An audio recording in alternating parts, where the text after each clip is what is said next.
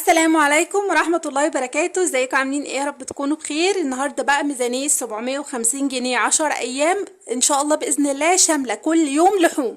الميزانية دي هتبقى يعني ماشية معاكم من الاربع افراد لخمس افراد، ولو ستة كمان ان شاء الله بإذن الله هتبقى مناسبة.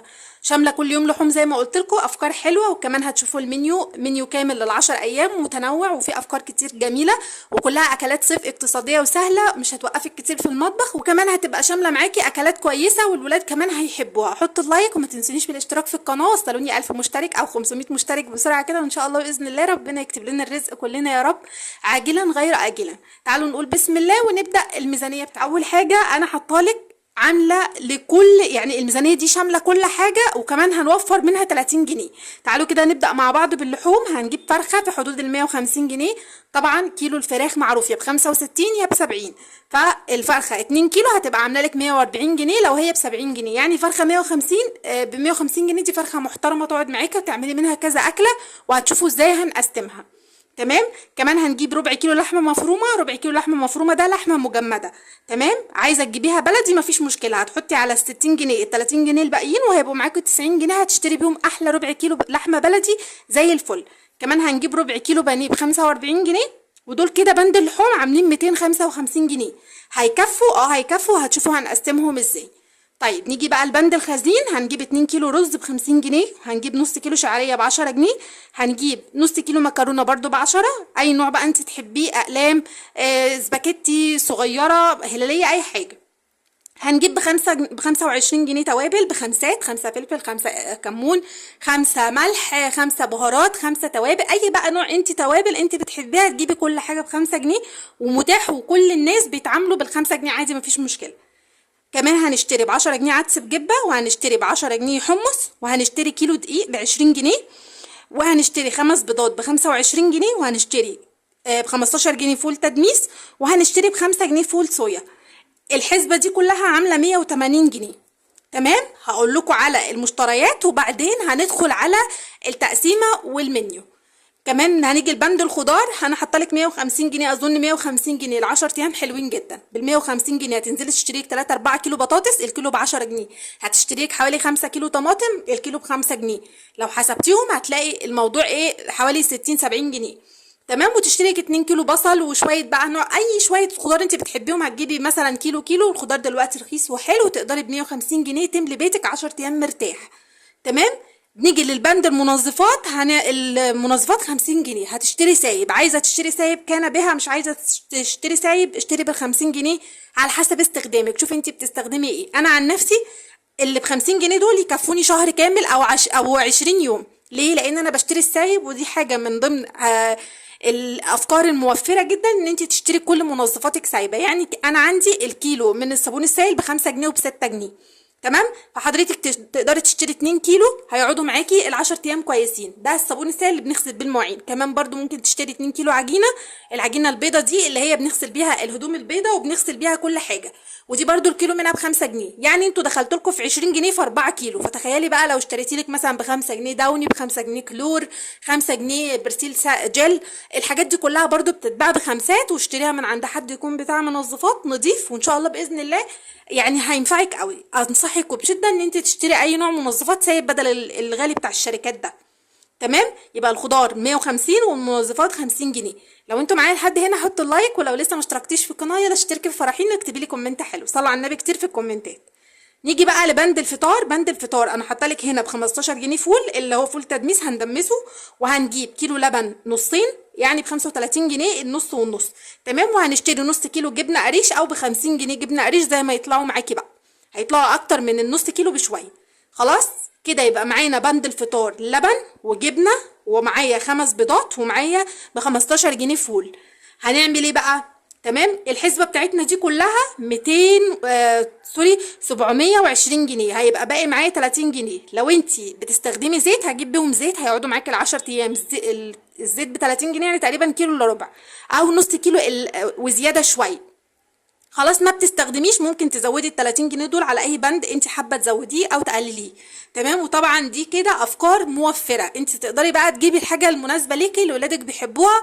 ولو ان انا عامله لك منيو كل الناس هتبقى متفقه عليه، اطفال كبار صغيرين كله هيبقى متفق عليه. تعالوا بقى كده نحسب او نشوف المنيو بتاعنا. الفرخه بتاعتنا الجميله اللي احنا جايبينها ام 150 جنيه دي هنعمل منها ايه بقى يا ست الكل؟ هتروحي مقطعاها على مثلا 12 قطعه، لان هي هتبقى معديه ال 2 كيلو، فتقدري تقسميها 12 قطعه. يعني لو انتوا 4 افراد هتبقى معاكوا، هتكفيكوا على 3 مرات. تمام، 3 مرات مرتاح كل واحد قطعه. طبعا لو انت هتشويها او هتعمليها كوكي او فتقدري تقسميها عادي على ال 12 قطعه. عايزه تقسميها على 10 برضو مفيش مشكله، هنعملها على مرتين، والقطعتين اللي هيبقوا فايضين من ال10 هعمل بيهم حاجة تانية، ممكن اعمل بيهم شاورما اي حاجة. فبرضو ايه هتعمل معايا الفرخة دي؟ احنا هنقول هتمشينا 3 ايام، هما 3 ايام. تمام. طيب كمان ربع كيلو لحمة المفرومة، انا قايله لك هنا حطي ب5 جنيه فول صويا او شريعة، يعني هنشتري ب5 جنيه فول صويا، يعني اصبح ان انا ال5 جنيه دول هحطهم على ربع كيلو لحمة المفرومة زي ما احنا متعودين. هضاعف كمية اللحمة المفرومة. اللحمة المفرومة هتبقى معايا قرابة النص كيلو.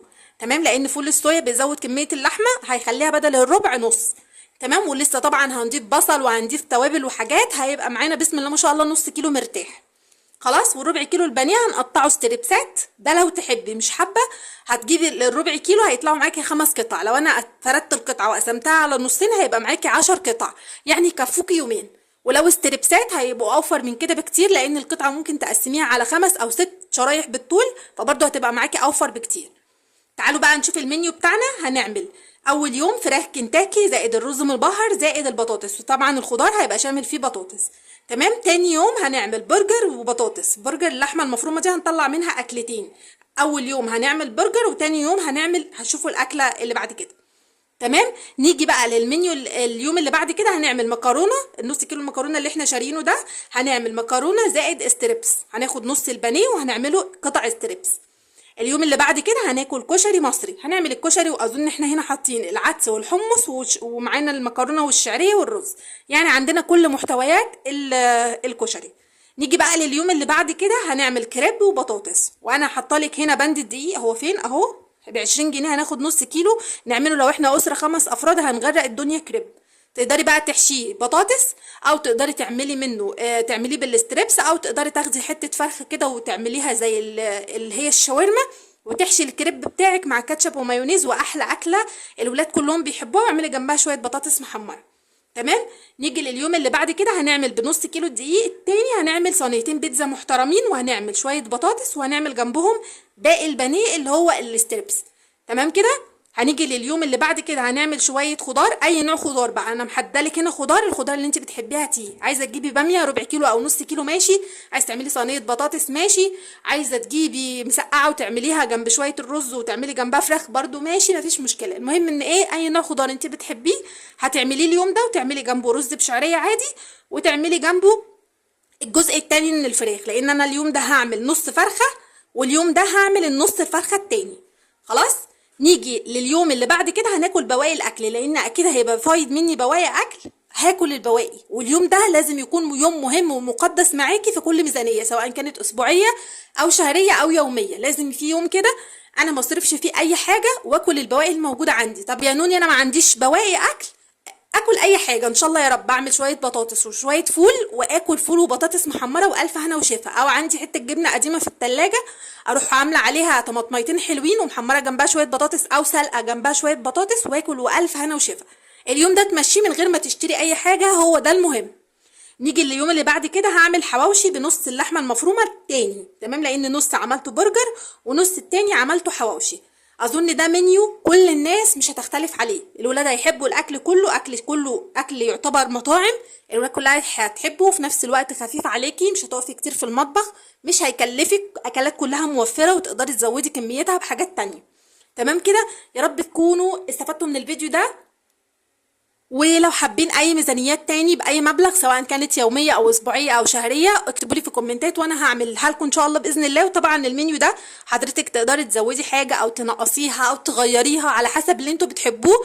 المهم تركزي في الحاجات اللي تكون بتوفر، زي مثلا البانيه، زي اللحمه المفرومه. الحاجات دي اقدر اضيف عليها مكونات تانية فازود كميتها لو انا مصروفي على قده. تمام. مصروفك حلو والحمد لله. ركزي برضو في الحاجات اللي توفر لك وتهون عليكي وقفه المطبخ في الحر اللي احنا فيه ده. يا رب تكونوا استفدتوا من الفيديو، ولو استفدتوا من الفيديو او ما استفدتوش بالله عليكم حطوا لايك واكتبوا لي كومنت حلو، صلوا على النبي كتير، وما تنسوش تشتركوا في القناه كده ووصلوني 1000 مشترك بسرعه ان شاء الله، واشوفكم الفيديو الجاي. السلام عليكم ورحمه الله وبركاته.